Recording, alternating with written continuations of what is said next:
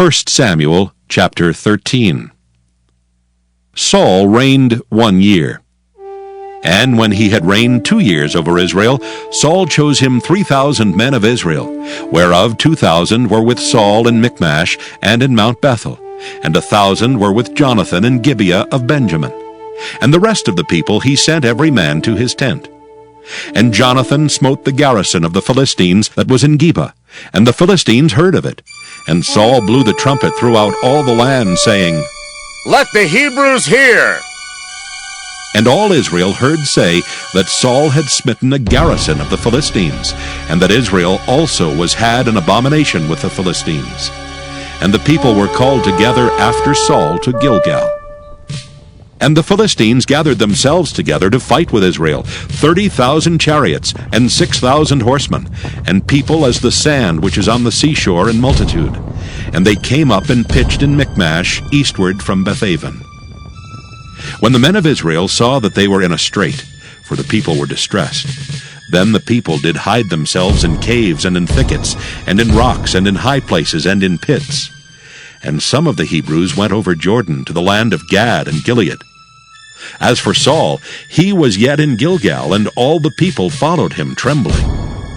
And he tarried 7 days, according to the set time that Samuel had appointed. But Samuel came not to Gilgal, and the people were scattered from him. And Saul said, "Bring hither a burnt offering to me, and peace offerings." And he offered the burnt offering.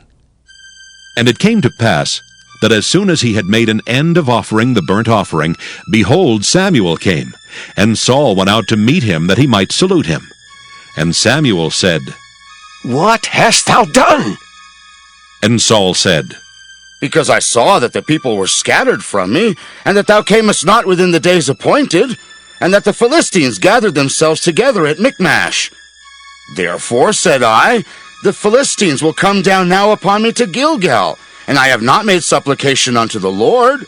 I forced myself, therefore, and offered a burnt offering." And Samuel said to Saul, "Thou hast done foolishly.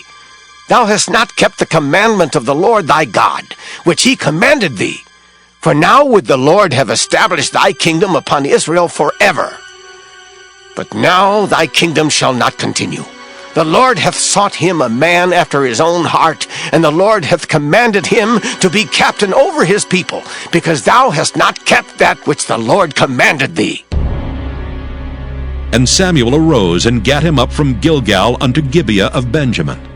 And Saul numbered the people that were present with him, about 600 men. And Saul and Jonathan his son, and the people that were present with them, abode in Gibeah of Benjamin. But the Philistines encamped in Michmash. And the spoilers came out of the camp of the Philistines in 3 companies. 1 company turned unto the way that leadeth to Ophrah, unto the land of Shual. And another company turned the way to Bethhoron. And another company turned to the way of the border that looketh to the valley of Zeboim toward the wilderness.